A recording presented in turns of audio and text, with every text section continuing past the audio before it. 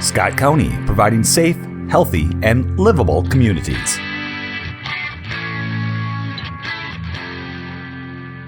Topic today, Chris Harder will get us started. Good morning, Madam Chair, Commissioners. We're here this morning to talk about investments in technology and really more importantly that efficiencies that we hope to gain through those investments. That idea of buying technology and investing in efficiency is part of our existing strategic plan, and it's also part of the bigger goals of using taxpayer money wisely, building transparency in government, and running a well-run government agency. I think it's an important conversation to have today. We've all been a part of budget conversations recently, and we've talked about the amount of money that the county expends and allocates to support the purchase and maintenance of technology. And so the whole point of what we're going to talk about this morning is, are we getting the most out of that investment? Are we getting the most out of that investment? So we have a group of folks here today, all of whom have had investments made in technology in their work areas. And we're going to ask them to tell you a little bit about their stories and share some of their data and how it relates to efficiencies. Along the way, we're also going to talk about some systems that either support most efficient use of technology, or perhaps where there's some gaps or some places where we can make improvements. We are going to try to keep this at a level of detail that is helpful. I think it's a very technical area, obviously, so we're going to try to stay at a place that's helpful and not get too into the weeds. And I think that our panelists are ready to do that. So, with that, I'd like to introduce Jake Rusing, our library director. We were stalling, Jake.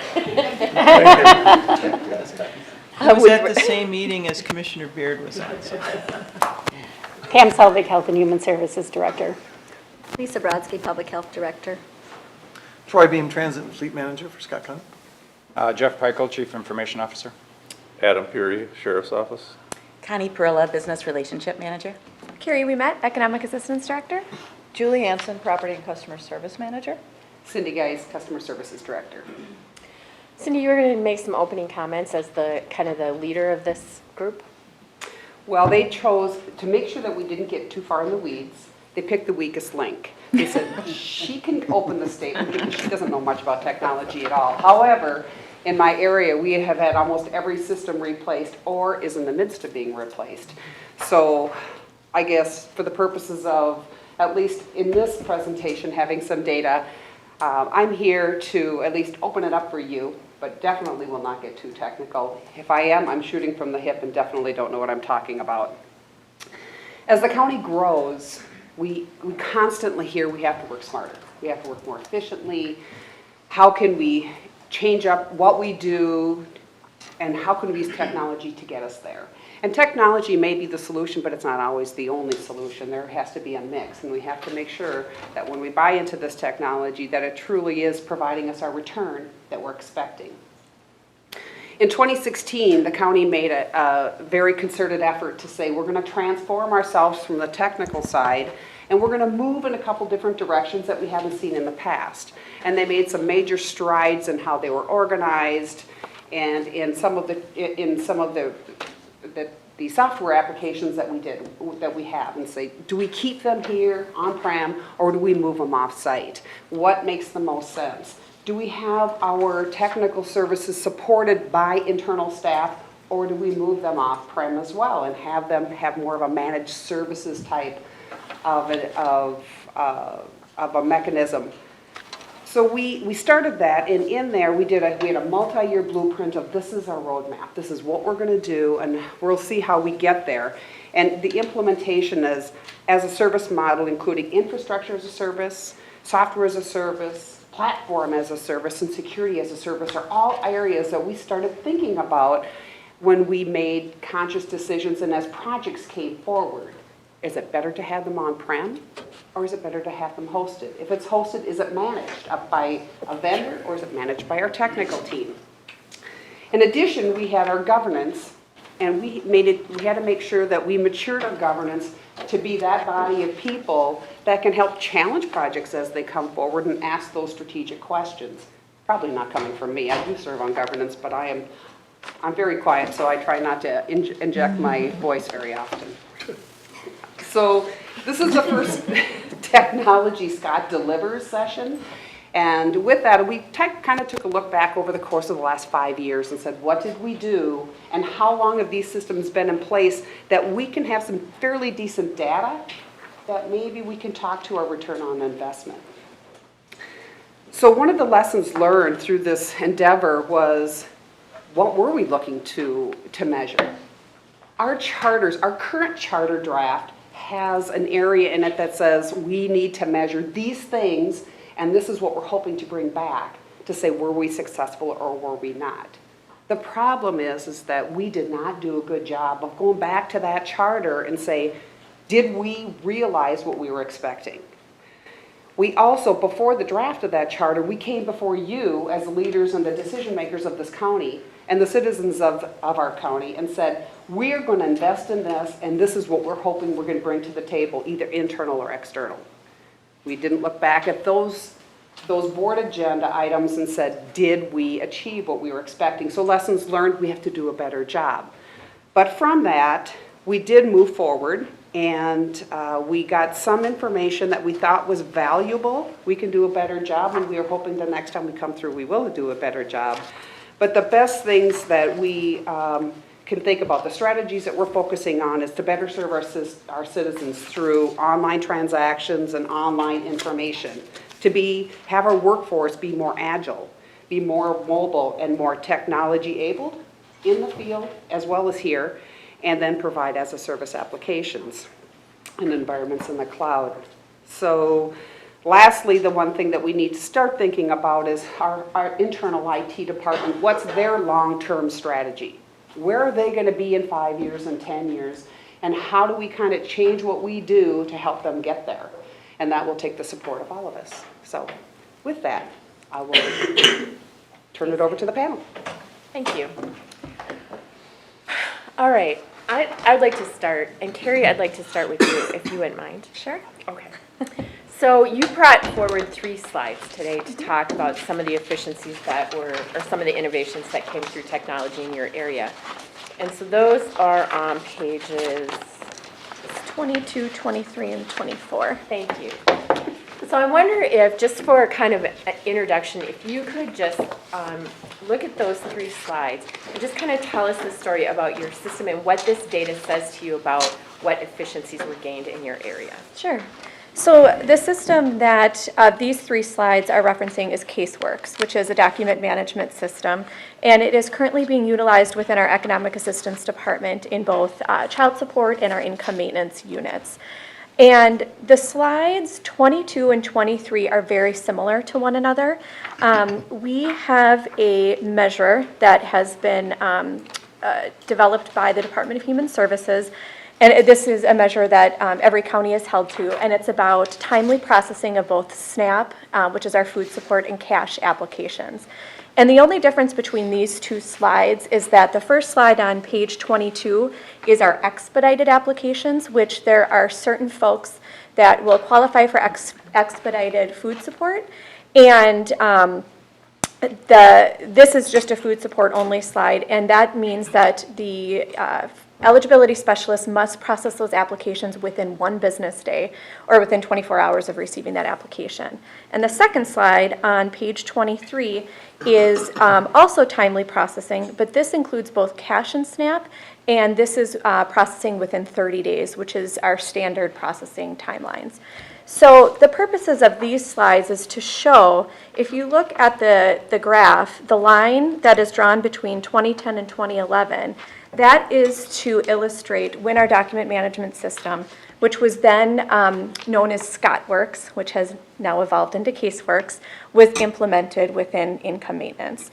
And if you look at kind of what our processing outcomes were starting in 2011 and therefore after, you can see a significant increase in our timeliness. For our expedited SNAP, we saw comparing 2010 to 2011, so 2010 prior to implementation, then looking at 2011, our timeliness increased by 12.5%, which was a really significant jump if you kind of look at the overall county average. And then looking on page 23, we saw a 6.1% increase between 2010 and 2011. And we have continued to perform between 3 and 18% higher than prior to having the document management system.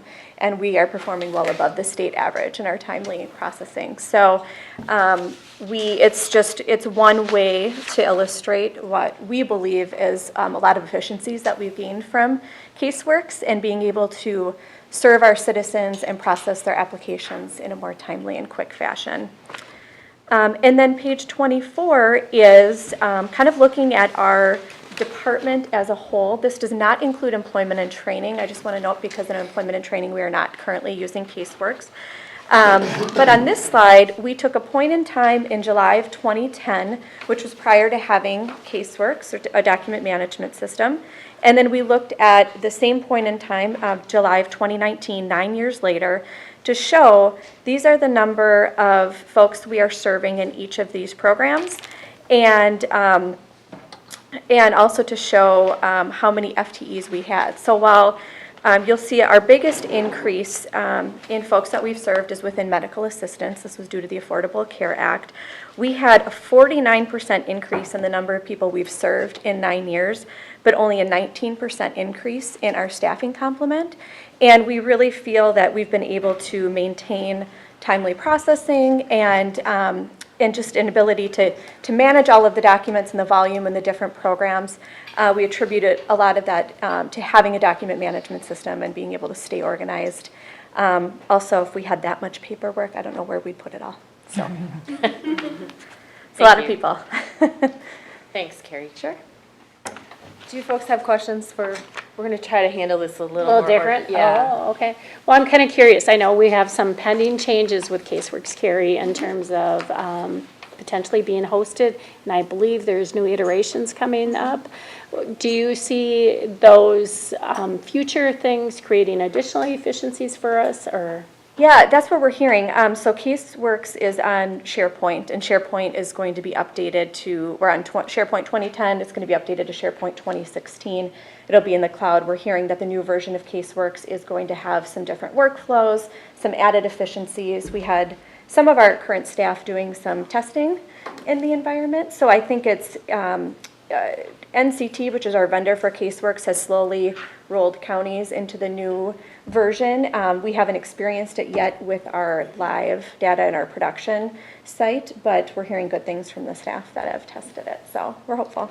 Good, yeah. Carrie, is there anything that you can add about your process for selecting the system and selecting a vendor? Like what kind of supports or what kind of gaps did you experience as you made the decisions about CaseWorks as the software system of choice? Sure. Well, I will maybe have a disclaimer that this was prior to my time at Scott County. But what I understand is that our income maintenance unit was kind of starting to hear that there were document management systems out there at different meetings that they were attending. There were some counties that had already gone live on some systems, and they were simply running out of space with all of the files and the documents and everything that they were managing. And the county had a relationship with a vendor, and from that, ScottWorks system was built. Income maintenance went live in 2010 on the document management system, and 4 years later in 2014, ScottWorks evolved into CaseWorks, and then our child support unit went live at the time. I think, at the time, looking at income maintenance, our staff were located at both the government center and at the workforce center. So people were literally driving files and paperwork back and forth or having them couriered. And looking at how many shared clients we had, it was just one way of kind of looking at how can we have everything in one place where anybody can access the files who have who are authorized to do so at any time.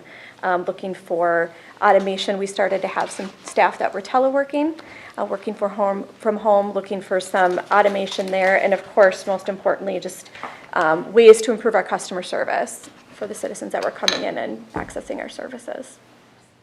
Thanks. Yeah. Cindy and Julie, could you guys talk about the program? You had, I think, 7 slides. And let me just tell you that we made one last minute change to the packet. So if you printed the packet early, we may have some difficulty with page numbers. So, Tracy, if we can, we'll help you. So could you talk about, you have brought forward slides on land records, customer service, building inspections, and elections. So can you help me know how's the best way to break that up and who can speak best to which programs? I would say Cindy would be the building inspections for sure. And I think we would tag team on the elections. She's got more of the in-depth history than I do, but land records and the customer service stuff, I'm more than happy to speak with. And I don't know, I've got some experts in the audience that can help me. So I wonder if you could start then, Julie, and Sure. draw our attention to the slides that you're going to be talking about and just tell the story and a little bit about the data, about the efficiencies gained in your area through the technology. Absolutely. Why don't we start with page number 13. It should be the land records e-recorded documents slide. I did print this morning, so we should be in good shape. This slide, while it certainly doesn't speak to land records as a whole, and actually if we look maybe at 13 and 14, 14 speaks to land records more as a whole. Land records department is an excellent example of what can happen when you do things more efficiently. So the big efficiency really came out of 13. In 2014, if you look at the slide, the kind of red colored from 2010 to the beginning of 2014 is our Tri-Min recording system. The purple from 2014 onward is when we went live on our Recordees recording package. The difference in the capability of Tri-Min versus Recordees was off the charts. We had a few document types that could be e-recorded, and when I say e-recorded, I mean recorded electronically through a trusted submitter. There's companies out there who have been certified to submit documents. It's not that anyone can go online and record their satisfaction mortgage or their deed or something like that, but through a trusted submitter, they can submit their package electronically.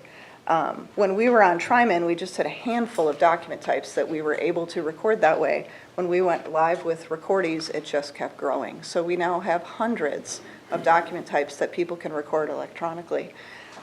There's huge advantages to that, not only to the customer submitting, we are turning those documents back to them within a day versus paper. We still do get a good number of paper documents, of course, but this expansion of this has enabled land record staff to focus on many other things. So when they were hired, maybe they recorded documents and that's what they did. Now they also work part-time in the passport office. They may work part-time in the customer service department. As we know, we've had a lot of changes in customer service over the last few years and a huge increase in demand. So we've been able to take 2 of their staff and they work half-time in the customer service area. The rest of the staff works in passports. The other things that they help with are elections. They answer phones for all different areas, including taxation. So we've really diversified what those tasks are. On page 14, it shows you the percentage of their hours worked. Land records is that kind of lighter teal color. If you look at the difference between 2014, where there was really barely any other time spent in anything else, versus the time spent year-to-date in 2019, they do spend almost 70% of their time doing land records, but they also spend 16% in customer service, 13% in passports. And in 2019, it's only 1%. We have no elections this year. There is some weekly duties that they take care of for us, but it's not, the amount of time that we spend on an election year. Sure. So, great example of, a technology that has done wonders for us. Just to speak a little bit more to it, rather than just e-recording, we had 13 people in land records back in the day.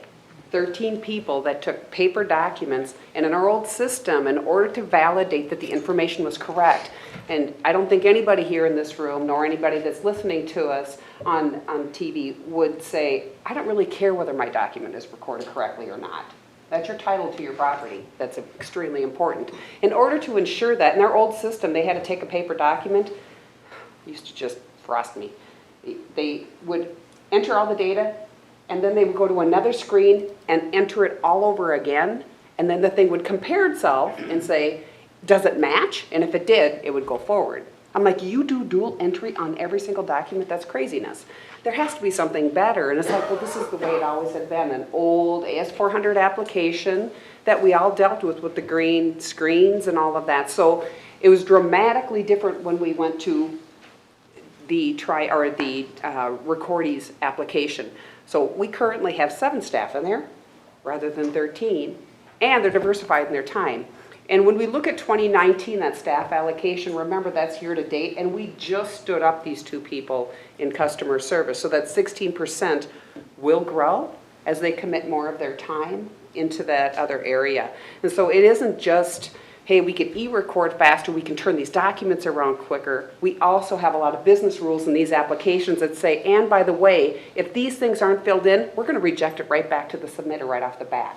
Otherwise, our staff would take those and they would call the person that submitted and they'd try to get the information that was missing. So there's a lot of efficiency gains in moving to this technology, and it's probably our poster child for probably the best decision that Scott County had. And not only that, it didn't break the bank to bring it in. So fantastic. In the meantime, the same company that brought this in developed our vitals licenses and permit system. We don't have that here because we don't have the data for it yet. But they developed that for us free of charge. They're charging their other customers, but we had a need because everything that we had in those areas was on paper, or it was in books, or it was on an old system that the county was getting off of. And to have a vendor come up and say, hey, by the way, we'll develop this for you so we can peddle it to other counties. It's just an amazing amount of efficiency gains in that area. You can go on to your next. Absolutely. If we look at another, I think, great success, if we look at slide number 15, called property tax payment posting, Creditron is a system that was implemented along with our Inova cash receipting. It really was kind of a happy accident. We weren't out looking for this. When we were doing our research for the Inova point of sale system, we made a visit to to Crow Wing County. And they had this Creditron system. So this Creditron property tax payment system scans the stub that you receive with your property tax bill, with your check, and it creates an upload file into the tax system. So years ago, we were hand posting all of these payments, and many of you probably in this room came into customer service, you signed up for a shift, and you came in and you spent a couple hours in the department, and you hand keyed all those payments in, which we very much appreciated. But now we, for the most part, have the ability to run those through this high-speed payment system. It's amazing the amount of time that's been saved. If you look at the slide, pre-Creditron, it was about 360 hours spent per tax cycle. So considering the 2 major tax cycles, May and October, it's down to about 100 hours for a tax cycle. So where we were hand posting payments for even up to weeks post property tax date, we can get that done in days. So for a system that cost us $7,000. So it's an absolutely amazing system. With some technology issues that we've had here recently, we don't have it up and running yet, and I cannot wait till it's back. So it's really been a great implementation for us. Accuracy is up. It's just a wonderful thing. To look at the other couple of slides that I would have, we would be looking at 16 and 17, looking at more customer service. We did decide when talking about investments in technology, there are bad investments in technology, right? There are. We all know that things fail. if you've heard the word MNLARS in the past, and I'm sure that you have, that is the biggest technology failure I think I've ever seen. I don't think MNsure was a great technology investment either, from what I hear. But MNLARS was definitely a bad thing. So in July of 2017, the state of Minnesota authorized the go-live of this Minnesota licensing and registration system when it wasn't ready. It wasn't fully tested, it wasn't fully vetted, it was not ready to go live, but they were feeling the pressure. In regards to that, if you look at slide 17, there's a direct correlation between these two things. Pre-2017, our average wait time was about 8 minutes, with usually 20 minutes being our max. If you look at today, our average wait time is about 18 minutes, with a maximum of about 62. So about an hour wait time versus where we were in 2017 of 20. So our average wait time has about doubled, our maximum has about tripled. We have done quite a bit of research in looking at other locations. Our wait time is still fairly low when you look at some of the other locations out there. The Hennepin counties are big places. They're still, a lot bigger than we are. Even our neighbor to the other side of the river with their exam station, it can run up to 3 hours. So we've turned into this. I know I grew up near Chicago, and my parents had to go into the city to buy their tabs, and it was taking a day off work. And unfortunately, that's kind of where we're getting to be these days. But Julie, just to clarify, that's not a system we purchased. That was a system that was kind of thrust upon us, correct? It was thrust upon us. Absolutely. We had no choice. But it is still a cost.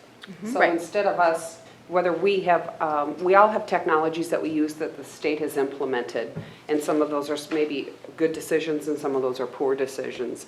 And even after the MNLARS debacle, the driver's license came out and they chose not to go down the same path, but when you look at page 16, it wasn't like there was a huge lesson learned there either. Because we implemented Real ID and enhanced IDs at that given point, which is something that we had to go to as a state of Minnesota. For you to get on a plane, you need a different driver's license unless you're going to be carrying a passport. But they went to another vendor, but the rules in Minnesota, there's nothing that's ever simple here, right? We have to do things over the top. The federal rules say you have to do this. Minnesota says, absolutely, we're going to do this, and we're really going to make sure that there isn't any type of identity theft, or we're going to make sure you are who you say you are, so we're going to add these additional steps that you have to go through. And when our folks come here, I will tell you that those folks that come in for a Real ID and enhanced ID, what percentage of them, Julie, get sent away at least once, if not twice? It's a huge number. So you're looking at the cost to our citizens to have to come here, the cost to us to have to continue to process the same transaction over and over again, to have it fail because they forgot something is money on the books that you're not going to see. So. Okay. All right. So included, as we move forward, I want to talk a little bit about the City View project, which is on pages 19 and 20. Jamie, of course, is in the thrux of testing the next rollout of City View to have online permitting for permits that are not considered over-the-counter. Over-the-counter permits are ones that don't need a plan review. It's a windows, re-roofing, those types of things, mechanical permits, something that our inspectors don't need to take a look at. We rolled out the over-the-counter permits on the online portal in 18, and as you can see on page 19, the amount of people who've taken advantage of that, not having to come in, they apply online and they get issued online. They pay online, they don't ever have to walk in this door, and that number has it's an amazing amount of people that take advantage of this. And why not? We know that we want people to be able to do things anywhere at any given point. And when you look at 20, we'll say, well, how does that equate into staff hours? And what does it take to process an over-the-counter permit if they come in here versus if they do it online? And we do look at the number of permits on page 20, 860 permits that took less than 29 hours versus 324 permits that took a little under 47 hours. So an amazing amount of permits for a lot less time. So you see the efficiency adds there. Now, I will say, is our online permitting system, is it wonderful for everybody? And I think for our citizens, it's great. I think our communication back to our local townships, again, we only do permitting for the townships, not the cities. They all have their own permitting departments. But, we need to communicate better, or maybe those permits that they want to have some level of authority over, we consider that as we're rolling out our next phase. So hopefully as we continue to mature this product, we're going to get better and everybody will equally love it. But it is a huge savings in time and money for the stuff that we process. The last one that we want to talk about is on page 25, and that has to do with our implementation of e-poll books that we just did for the 2018 elections. So during an election period, post-election, we have an enormous amount of data that needs to be updated. For every person that goes in and votes, we need to update their history. For every person who goes in and registers on election day, we need to update their election record. The amount of time that took us in the past was, we would be processing those until generally January after a November election. There is a certain time frame that it has to be done by the state, but we always have asked for a variance so that we could have an additional 30 to 60 days to get that done. So just because of the quantities. When you look at page 25, you're going to see how many hours did we spend in 2016 and how many hours did we spend in 2018. 1,012 hours down to 24 hours because those files are updated electronically. And there is some, cleanup work that we have to do after the fact. We still have some paper applications, of course, that we have to enter that come in with our absentee applications, that you can't use e-poll books for absentee at this point. So there are some, but for the most part, it's an enormous amount of savings. Not only that, but the accuracy of the information from our voters. One of the biggest bang for the bucks for these voters is they can scan their driver's license if they so choose to bring all that information automatically into this e-poll book, into the registration. What we were seeing in the past is we would get an application, it was incomplete, it was illegible, and so either way we still have to enter it because it has to have some type of a record that ties to the number of voters. And when somebody registers on election day, that counts as their voting history as well. So if it's a person that, they forgot a digit in their driver's license or we can't really read their name, we're entering the best we can, and most likely it could have errors in it. So this system has really minimized the amount of errors. We can validate identity much better, and we can process these very, very efficiently. Huge time savings for us, huge benefit for our customers. Thank you. Troy? Oh, I'm sorry. Do you guys have questions? Do you want to add? Sorry. I'm just kind of curious, Julie. I mean, I read and I've certainly heard there's going to be a replacement for MNLARS, but I understand that doesn't really impact the work you have to do through Real ID and Enhanced ID. So best case scenario, how do you see that potential new system affecting wait lines and that kind of thing? I have a two-pronged answer for that. For MNLARS, the new system will not reduce the amount of work that we need to do at the counter, but we are hopeful that it will be more streamlined. They are taking more local office input. We have 5 full-time deputy registrars that are working on the project in St. Paul. So I know that we're being well represented, as well as we have 2 people in our offices that are serving on work groups for driver's license and motor vehicles. So they're getting that input. I have no doubt it will be more streamlined. I'm hopeful that things will at least go more quickly at the counter as far as the new VTRIS, they call it, Vehicle Title and Registration System, when that is implemented, hopefully things will at least go a little bit quicker and more streamlined than they are today. I was at a meeting at the legislature last Monday, and I heard two words that made me more happy than I could tell you. It was Minlar's decommissioning. And wait, we're going to have a Minlar's funeral party, I think, in customer service when that happens. But the other prong of that is, like Cindy referred to, the requirements for real and enhanced. We are taking a look at that legislatively to see if what maybe we could do to make things more streamlined for our customers, both for them as well as the data entry at the counter. So I think it will impact wait times. It won't be huge. The new reality is just that the work has shifted. 60 to 80% of the work that was done at the state level before is now done at the local deputy registrar offices. So. Will it be any easier when, I mean, it's a unique time right now where the masses are moving towards the real ID and stuff. Sure. Will the renewal process and will that get better? I mean, I know that's many years out, but. It will. I think that you're right. It is a big time right now with everyone trying to figure, the biggest thing right now is figuring out what you need. What type do you need? What do you need to get it? Those kinds of things. That will level off a little bit for sure. Once you have your real ID or your enhanced ID, when you come time for renewal, you don't need anything extra unless you're changing your address. So it will become a little more streamlined in the future for sure.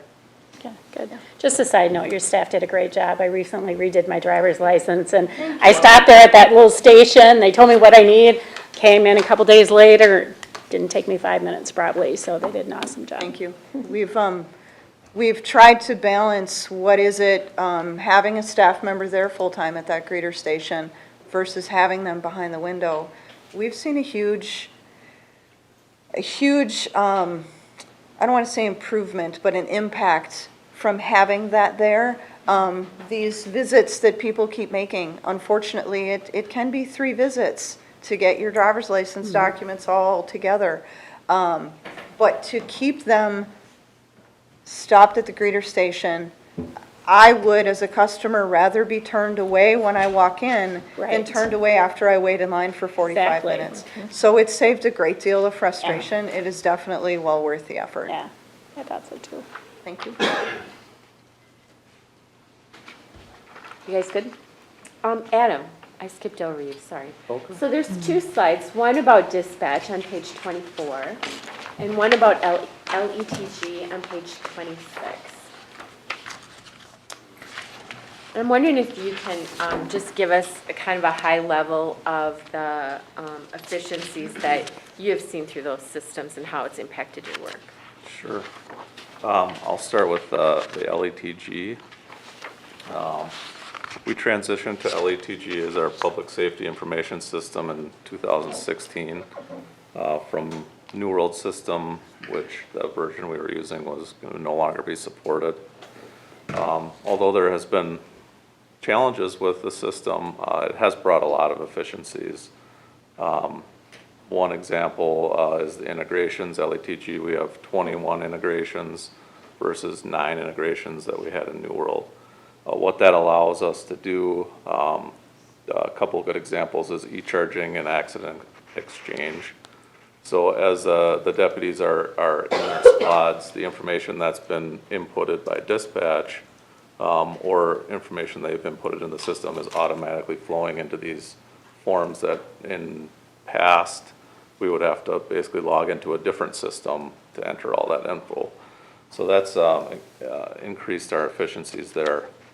Another good example is we've been able to give limited access to some of our partner agencies or organizations like the county attorney's office and community corrections, which allows them to go into the system and search for either their people on probation or seek information for court cases that are coming up, whereas in the past they would call to our office and someone would go find that information and send it to them. Now they have that ability to just go in there and find it themselves.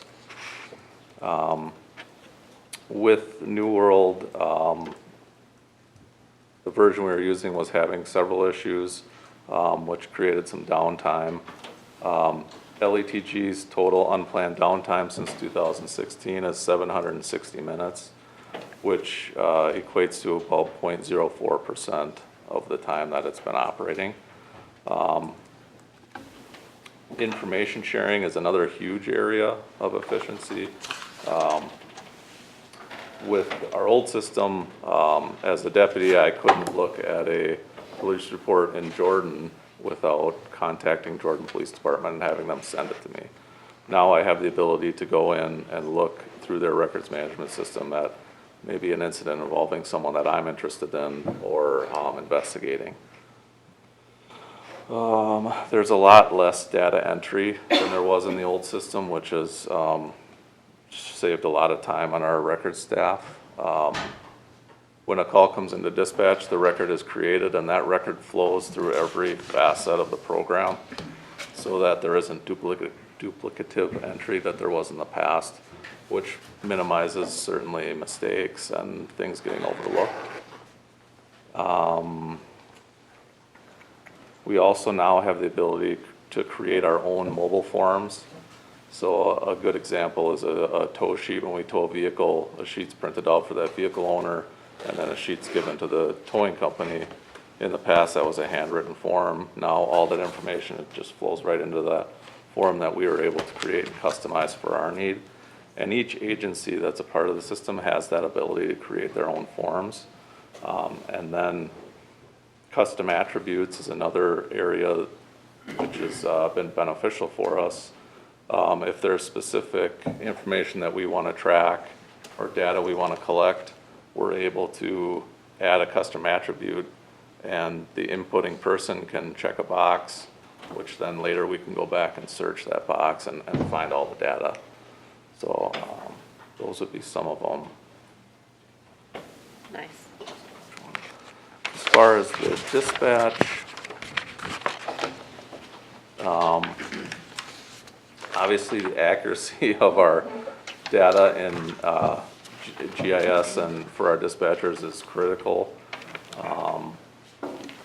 The accuracy has gone up quite a bit, and I think we're in a better place for that. GIS probably has done the lion's share of the work involved with this, but as everybody can imagine, the more accurate information our dispatchers have allows them to quickly dispatch the resources necessary and provide them an accurate location, whereas in the past it may have been a little more vague, and we would have to do some driving around trying to find certain things. All right, folks. I have a question. Yes. One thing, go back to LETG for a moment and speak a little bit more about the challenges that you're currently encountering, particularly on 64 unanswered requests seems to be quite a barrier to some of that implementation and complete lack of enhancements or upgrades. Yep. And I'm wondering, what are your plans going forward, and have you learned anything during the process of acquiring that software that you can use moving forward in any other kind of implementation? Yeah, I would call LETG almost the perfect storm. So prior to our implementation, the company was sold to Zerker Technologies, who, in my opinion, wasn't as familiar with the LETG platform as we would have liked to seen. And then Zerker was then sold to another company called Central Square. So we're on our, I think, third parent company to this program. Recently, we've been told that LETG was not chosen as a go-forward product for Central Square, and that they have limited the resources they're putting towards development. They've also reallocated their staff to focus on other areas of priorities for the company, which left us kind of in a precarious situation there. They have assured us that the system will be functional until the last agency moves off of it to something else. However, they are not looking to expand or enhance the program at this point. after finding that out, we have submitted a project, a CIP project, to either upgrade to one of their other products or try to find a new system. And we've been working with the CIP governance committee to get a good timeline for that. But it's important to know, I mean, there's 200 and roughly 10 agencies in the state of Minnesota on LETG. So it isn't, in my opinion, it isn't like they will just stop altogether. It will be a migration for some agencies. For others, they may hold out as long as they can. That's something that we as a sheriff's office and along with county administration will try to plan for and move through. Ways to avoid it in the future, you know, honestly, I think when we moved towards LETG, nobody had any indication that they were going to sell. But I don't know how to prevent that other than the company that has purchased them, you know, has several different products that serve this purpose depending on the size of agency we have. So they are fairly stable. They've been around a long time. But, you know, it'll be an interesting process moving forward. Thank you. Other panel questions? Yeah, and I apologize again. I don't know if you will experience this as a softball question or as a more of a curveball. I like softballs. So we as the county invest, I think, a lot of resources in this area. So the overall heading is investments in technology. And I think staff in the room would probably express gratitude and be able to articulate how it benefits us to have folks like Jeff and Connie and our business relationship managers. For some of us, like me, forcing us to think about process improvement. How can we make what we do a little bit more efficient, a little bit better? But when we talk about the data that's here and we talk about our systems, I think it gets pretty technical for your average staff person, let alone your average citizen who might be paying attention to this. So the question I have would be, how do you very concisely, or as concisely as you can, distill this down so that, you know, I think our citizens would say we talk a lot about efficiency, but my taxes I don't see my taxes going down. If I'm not using those programs or those services, I may not be personally reaping any of the benefits of these process improvements. My outcomes might not be improving if I am receiving services from the county. So what is the message back to the public overall, that this is really worth all the effort we put into this area? And I'm glad I get to be sitting here and saying that to you and not having to respond to that. But I think, to me, that's always what we have to get back to in some of these conversations, is what does this mean for the people we're trying to serve? And Jake, I think that you hit it right on the head when I spoke earlier, and I said, you know, when we come to the board and we go to governance and we say, this is why we need this technology, it's because this is what we're looking to gain from the effort. And in many cases, it may not be, hey, the situation that occurred in land records where we got rid of half their staff. It may be, we have so much growth in an area like Carrie's that this is the only way that we can keep up without asking for 3 new staff every year. And, you know, and I'm a little talking out of school here because, like, I know a whole lot about human services, but I think in all of these areas where you're looking at a lot of growth in the county, just our population growth, how do we manage all this growth with limited resources? Do we invest in technology to mitigate need for staff? And I'm not going to say it's going to totally take away the need for staff, because we know that in our proposed budget, we have requests for additional staff as well.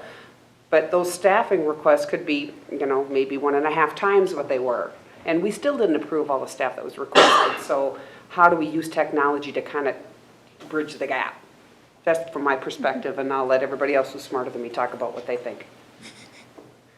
I would say for income maintenance, you know, we are serving some of our most low-income vulnerable citizens within some of our programs, and my response would be, we're able to do it more quickly now. So are able to take your application, process it faster, get you the benefits that you need to meet your basic needs for you, yourself, or you and your children. So I think that alone makes a big difference. And I was just going to throw out there, I think we don't do as good a job as we could in kind of coaching and communicating what's in it for you, the citizens. But I know certainly listening to Adam talk about the 911 and the GIS database, I hope that when I call with having a heart attack in my house, that I'm the 0% error rate, that they know where I am. And, you know, what GIS has done in this, I think, has dropped it, what did it say, from 10% down to 5%. I think we can, and that's part of what we do. What I'm trying to do as a business relationship manager is talk through with you. You know your business so well and what the improvement can do for you, but what can it do if you bring yourself up to 10,000 feet or higher and say, what does this really mean to the citizens? So I hope we'll get to that. I would like to comment on that as well. Just a historical perspective, so I've been here 20 years. The difference in I want to say investments in technology, the way that the county looks at it is so very different than when we did it 20 years ago. It really was more of a departmental, what's in it for me, what's in it for my staff, and along with governance and other things that have been established throughout the county, it really is a more holistic view. You know, yes, you need this, but could someone else benefit from this as well? So it's not making just one-off stabs at technology, it's looking at, can we utilize this in other areas? And I think it's just smarter than we used to be. So I hope that anybody listening knows that we're looking out for you guys too, so.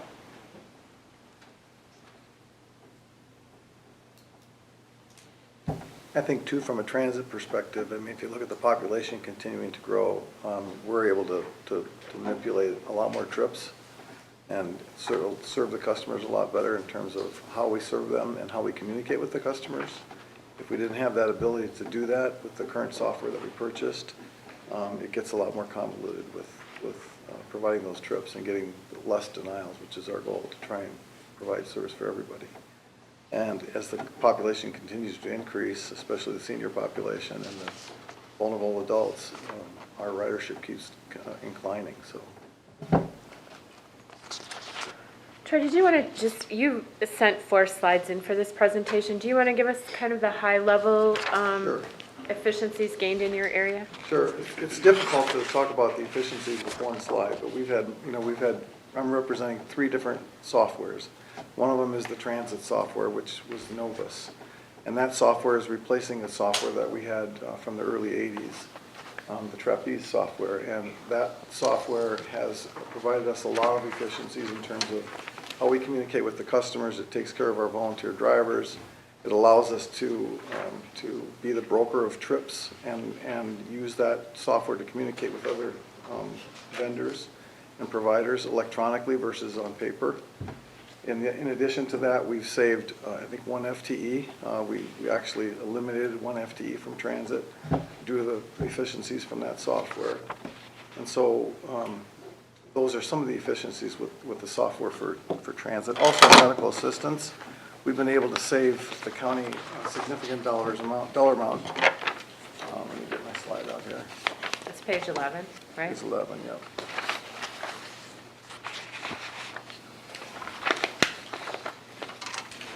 So you can see from this slide, it basically represents our on-time performance for our medical assistance trips from 2015 through 2018. You can see the increase in the on-time performance, so customers getting to their appointments on time.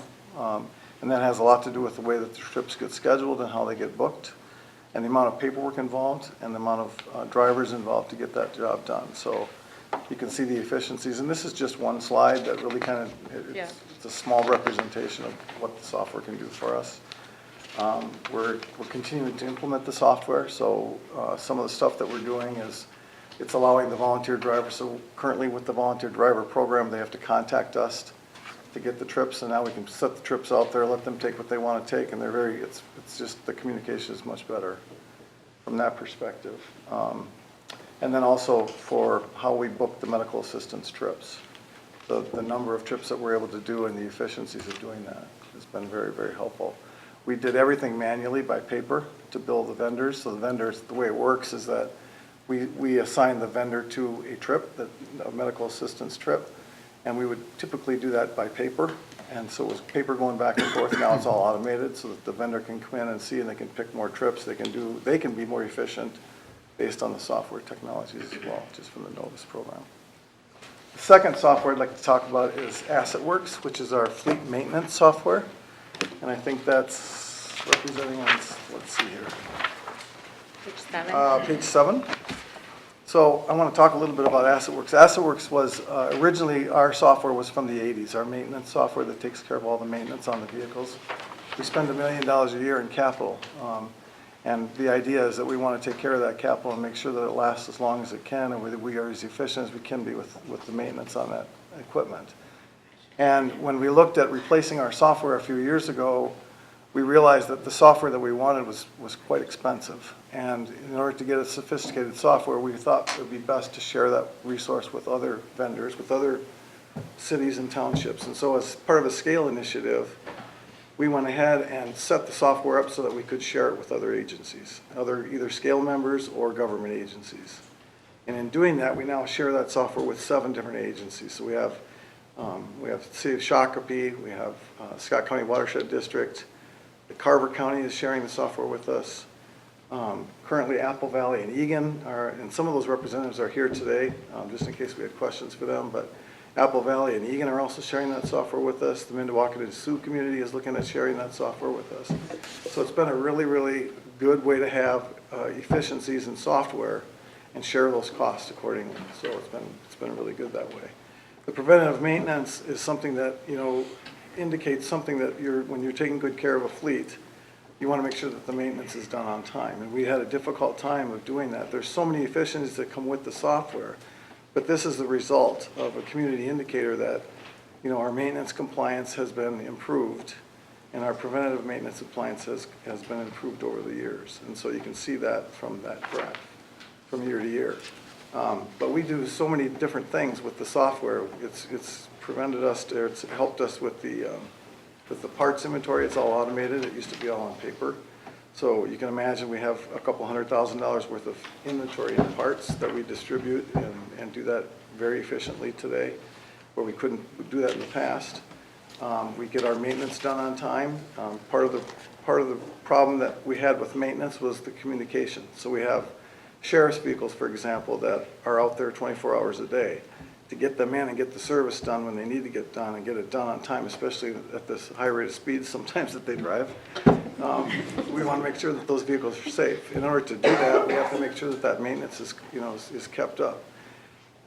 That's been a huge issue for us, and now the software allows them to schedule their own maintenance at their convenience when their vehicles are available, so that it's been able to help that, and that's really what increased our preventative maintenance from that perspective. And then the third software is on our motor pool. So a while back, a couple of years back, we looked at what we were spending in mileage reimbursement. And we felt that we could do a better job of providing that service by buying vehicles versus paying out the mileage rate. At the time that we started, we were doing about 459,000 miles in mileage reimbursement at whatever the state raise was at that time. And from the very first year that we purchased the software, we purchased, I think, 15 or 16 vehicles. And the very first year, we gained 100,000 miles of not paying out. So between the software costs and the purchase of the vehicles and the mileage reimbursement and the number of miles we were paying out, we gained about 100,000 miles worth of mileage that we didn't have to pay out the very first year. And there's been a variety of different things that happen throughout that graph. If you look at the graph, there's been a variety of different things that happen. But, our efficiencies are gaining. But there was a couple of years where we had, vehicles that were out on, they had recalls on them. And so most of the fleet was down for a good period of time. And you could see where the mileage increased and the cost increased significantly during that period. I think that's... Thanks.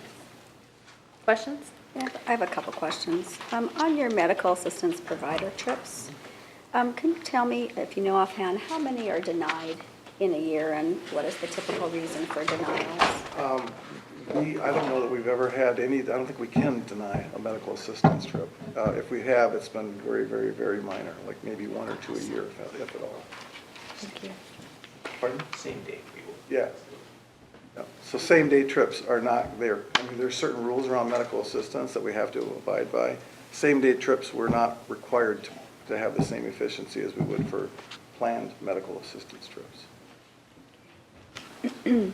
And then my other question is related to the total mileage reimbursement, and I see it's dropped considerably in 2018, looking more even from just 2016.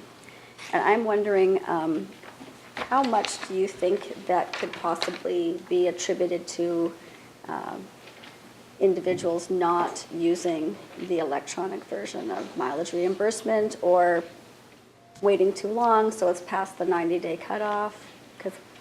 Well, we really don't have any idea of what people are thinking when they turn in their mileage. All I can tell you is that we saw the mileage drop from the very first year by over 100,000 miles. So that was an indication to me that either there was, people changed the way that they did business, or they changed the way that they were submitting mileage. So before it was done on paper, and there was no way to really track even where the trips were going, other than a piece of paper that said, I went from here to here, and this was my mileage reimbursement. But now with the software, we know exactly where they're going. We know the times that they wanted to use the vehicles. We know what times where the gaps were. So we're able to look at all that data and try to make some determination about how we can get better at and more efficient at providing those services for them and the vehicles for them. And so I can't really tell you why people are, and if they are or not. I can just tell you that there were about 4,000 trips that were that we paid out in mileage reimbursement, and 3,300 of those were pre-approved by the supervisor before the passenger even, or the person even had to look for a vehicle.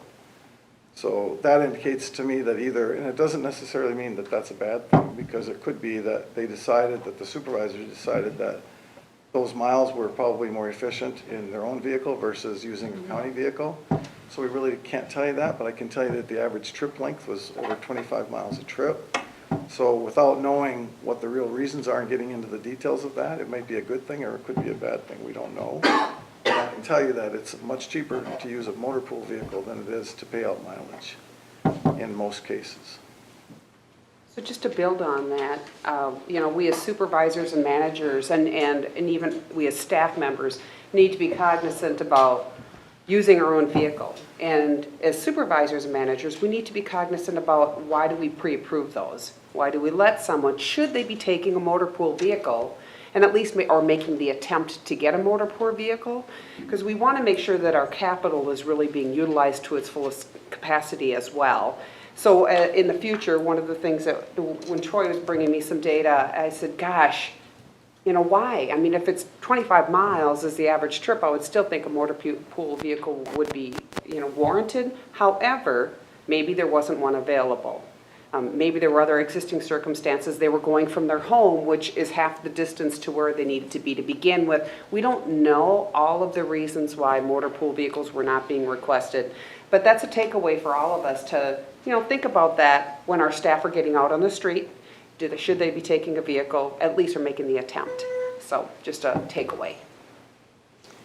Well, and the other thing that you can clearly see the definition of when the vehicles weren't available, so you can see them prior to when we purchased the vehicles, and then you can see them while we had them, and they went down because of the recall on the vehicles. You could see the mileage increase, and the cost was driven to the C1 during the time that we were down, so clearly it's a savings. Do you track denials? Like if I go into the system and I get denied because there's no vehicle available, do you track that? Yes, we do. We have all of that data. We can tell you when the trip, the only thing that we can't see, and that is when it gets pre-approved. So the origin and destination is in the software, which, by the way, also added a bunch of efficiencies, because that used to be all be done on paper. And so staff would go ahead and use their mileage, they'd fill out a piece of paper, they'd send the paper in to the supervisor, it would get approved, and it would be a couple of weeks or 3 weeks before they got paid. In the new software, they're able to put that in right away and get it done. But to answer your question is, we do track the origin and destinations and the times that the vehicles were requested, and we know exactly how many denials we've had. One real side question, Troy, on page 7 with the Asset Works, and obviously have done a great job in terms of doing that preventative maintenance and getting things done timely. I'm curious, you mentioned to prevent other repair costs. I'm just kind of curious, have you ever tried to quantify that? Do you have any data that shows that you've saved so much money on unplanned repairs and that kind of thing? The only thing that we can do, because the only data that we have that we believe is accurate enough is because we had the old system, we couldn't transfer that data over, so we really don't know. Okay. So the only thing we have is what we have in the new system, and we are monitoring that. Okay. But we can't put I can't put a number to it Okay. yet, but I will, I think in a few years, I'll be able to do that. But I can tell you that, and I think anybody in fleet can tell you that if you don't do preventative maintenance, you probably know that with your own vehicles. You don't take care of it, it's not gonna last. And so that's, but we haven't been able to quantify that. Okay, we are coming up on our time. I'm going to give panel people, do you have any last system questions that you want to ask folks? I have one question, and it may or may not be fair, but I'm just kind of curious from Jeff's perspective that the whole piece around software as a service and hosted solutions and that kind of thing. And I certainly understand the vision of where the county is going with all of that. I think my question is, have we done any kind of true kind of, since that's been our direction, kind of cost-benefit analysis? And I think where I come from, just seeing a couple of situations in HHS where we're moving towards hosted solutions, and I just think of the exorbitant amount of time that's gone into trying to make that happen, and delays, and some of those kind of things. Is this, especially in areas where we're so reliant on state systems and being able to connect then to state systems, we have such limited kind of options around case management systems and some of those kind of things. Is this truly been shown to be a cost benefit to the county? So there's multiple questions in there, I think. First one is, have we done analysis on that cost benefit, that kind of stuff? To some degree, I think we have. I think you've seen in the discussions that all of the panel members have presented the benefits that they've realized from the various solutions, most of which are either hosted or software as a service. I'll use LETG as a really great example. One of the big benefits that we see there is, since it is a hosted solution, the sheriff's office is 24/7. They can't be down.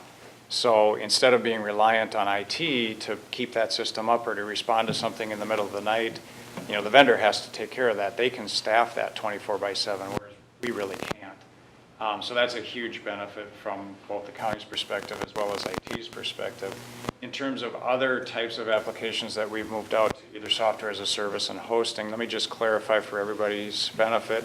The difference between those two solutions is hosting is just taking the application and putting it somewhere else. It could be in our data center, it could be in someone else's data center. It's still an application that's really dedicated to our use. Whereas software as a service is much more generic. It's software that typically you think of an Amazon. When you go shop on Amazon, it's a service that's used by everybody in the world.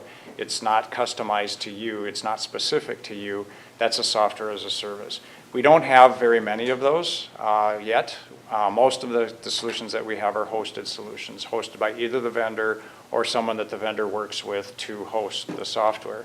Those are a lot of times a little more challenging because they are still custom systems. A lot of those systems do require integrations with other systems that we use, whether it's our ERP like Infor, whether it's our reporting systems, things like that. And that's where things I think a lot of times get really challenging, is being able to, or even the state systems, being able to get information out of the state systems into Infor or into our reporting systems or into Inova or wherever other systems that we use to deal with that data. And that's, I think, sometimes that isn't always understood when the capital projects are started, is what those integration points are. I think we're starting to focus on that a little bit more now in the capital projects, making sure we're identifying interfaces up front so that we know and can really build in those costs and timelines to get those integrations done, because a lot of times the vendors really won't help us or can't help us there. They know their system. They don't know all these other systems that we want to talk to, so it's very difficult for them to build interfaces to those other systems. So those are, I think, still some lessons learned. I think the notes in the presentation speak to some of that as well, some of the challenges that we have had as we've done more hosting. That's still a space that's rapidly evolving. Some vendors are better at it than others.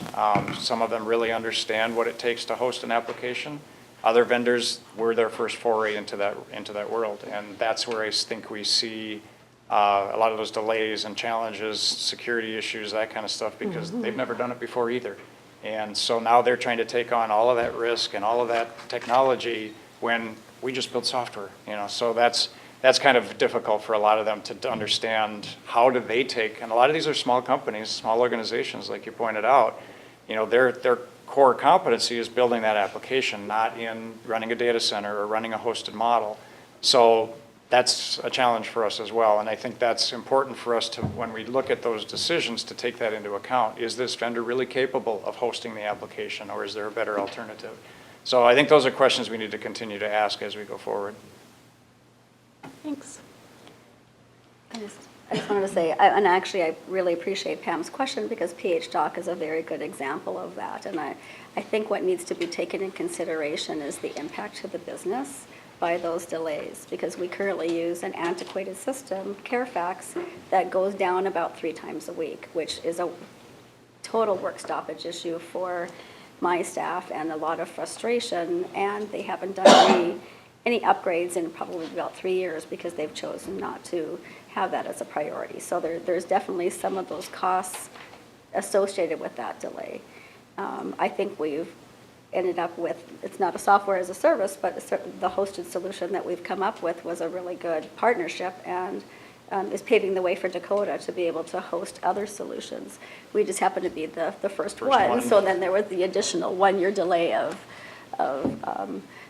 implementation. But I think during that process, Public Health has built wonderful relationships with Connie in particular, and IT, and being able to have opportunities to at least get you acquainted with PHDoc and what it is. And it was a very interesting process that I hope we never have to do again, but there was a lot of learnings in that process.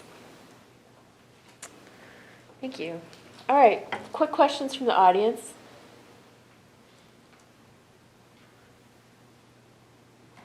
All right, in the interest of time, go ahead, Aaron. I was just going to make a comment on the. I was just going to make a comment on the 2 softwares that fleet is using. We've been able to right-size the fleet by downsizing by 2 vehicles in different departments. And we're actually looking at doing another vehicle now, and then which will offer more vehicles on the pool system for less paid out mileage reimbursement.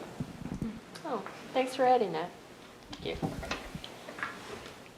All right, Madam Chair, I think I'll turn it back to you. Thank you. Thank you so much. Colleagues, any questions or comments for this team?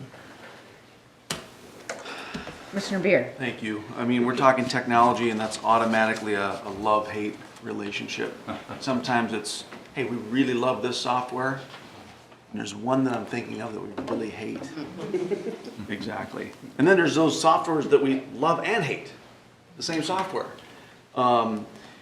Cindy, you kind of kicked it off by saying we've got a blueprint, we've got a roadmap for technologies we do for most of what we do at the county. And with technology, LETG is a perfect example of, they changed kind of behind the scenes. Maybe I wasn't here, we'll just leave it at that. Are we, and how do I want to ask this? Do we as an org, do we feel like we're leading or being led when we're making investments in anything that we're talking about technology today? Like, do we feel like, I know some of the stuff's mandated, take this, it's good for you, take 2, call me in the morning.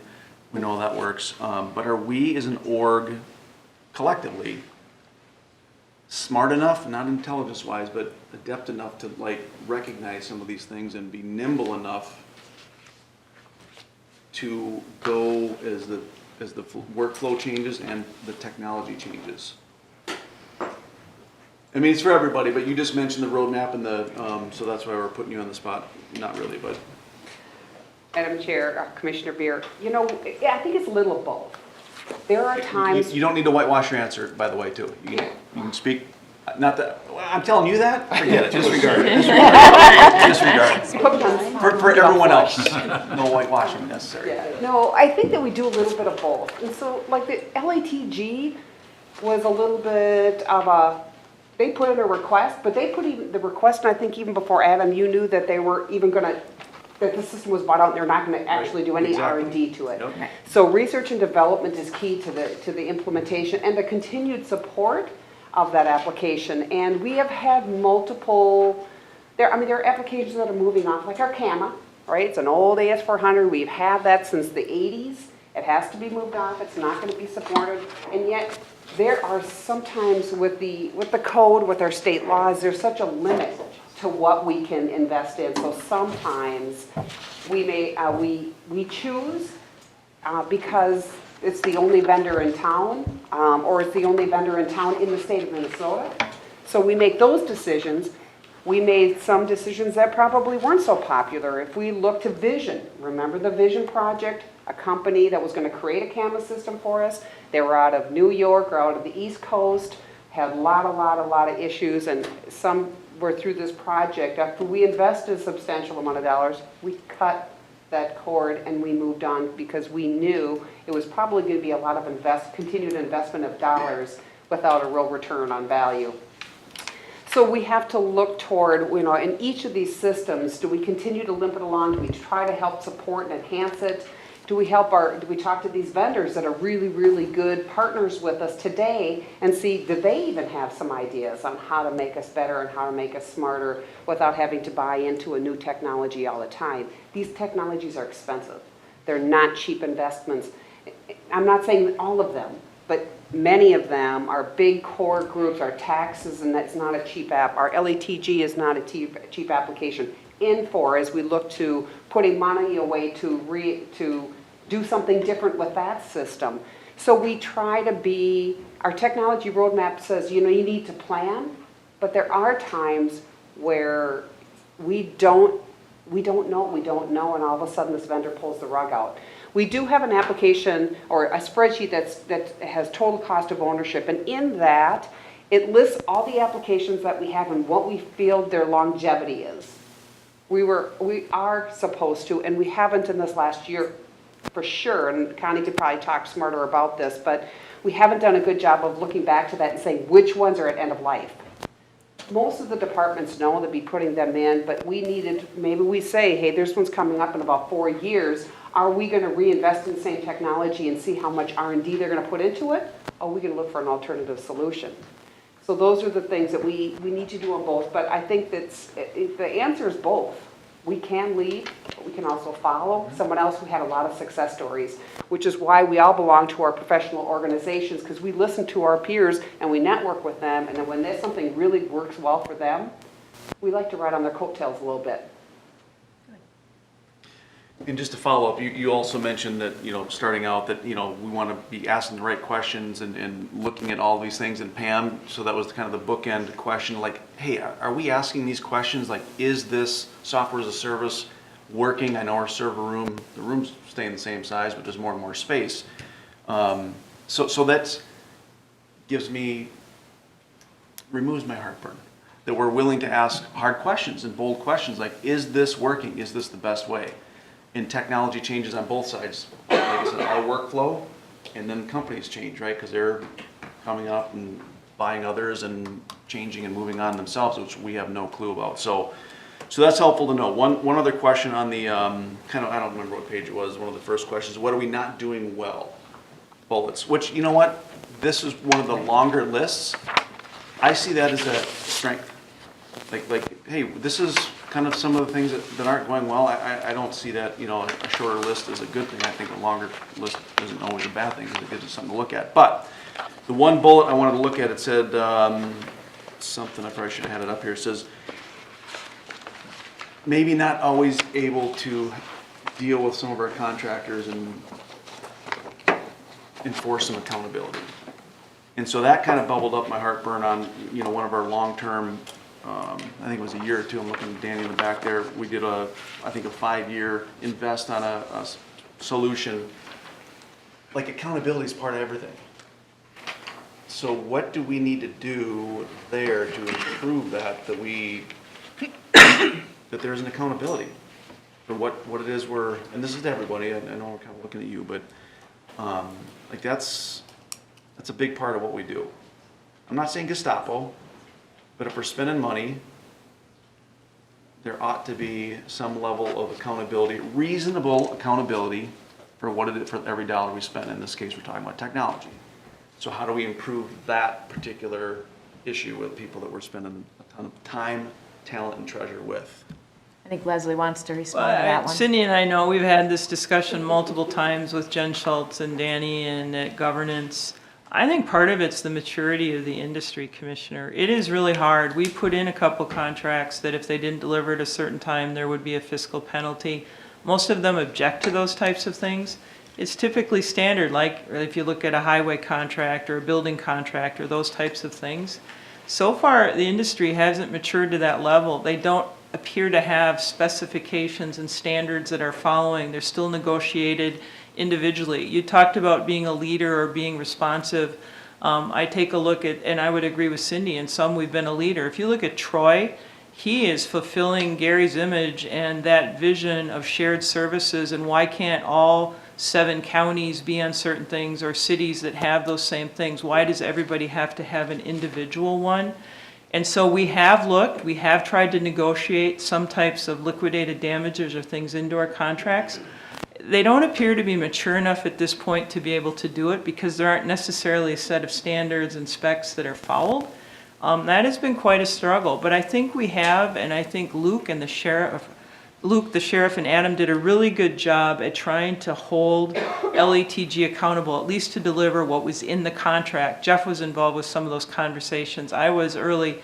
We still are missing a couple things, I think, from the original contract that were maybe not clear enough. But I also think we've gotten better at writing what we want from those contracts than 4 or 5 years ago as well, and what are the outcomes that we're looking for as we move towards, you know, hosted and managed services and software as a service. So I think part of it's just the maturity of where we are in that process. And I think Jen Schultz has done a really good job of trying to work with IT and the businesses. I think the whole security issue with hosting and caseworks that IT has identified and Jen identified right away, is it secure enough? Is that where we want to be? And so I think they are asking those questions and taking a look at it. That's good. And just one point of clarification too. On the question I asked about, you know, are we leading or being led? Like, the ideal answer is both. It is both. So if someone's doing something better and has a better, I don't know why I'm just looking at you, Cindy, but I'll look at Chris. If somebody else is doing it better, that we're willing to say, you know what, that's working. We're going to beg, borrow, and steal to use that. Like, that's a good thing to me. Like, I don't. So I just want to be clear. And if you ever, I'm looking at all of our staff, if you're ever unclear, like, what was that guy trying to say? Like, come ask me. What did you mean when you said this? Because it's a positive. It's never meant to be a negative. Just being willing to ask the question. So I just want to be clear on that perspective. And I think WCI is a good example. We maybe didn't hit everything perfect in some of the security, but they developed a software that's efficient. And then when they saw we had a need, they then went and built a software based on that model that we tested and helped drive, that they can now sell as a product at a good rate to other counties. There is no reason other counties can't use that same system or be part of that same network that we're on. And I think right there was some leadership out of the county to help do that. I think Lisa hit the one with Dakota County. It took a while to get there because it was the first time through it, but that could lead to more positive partnerships between the two of us who are blurred by a freeway. I mean, that's all that really differentiates us. And so to be able to work through those things and get there, I think is a positive first step. Agreed.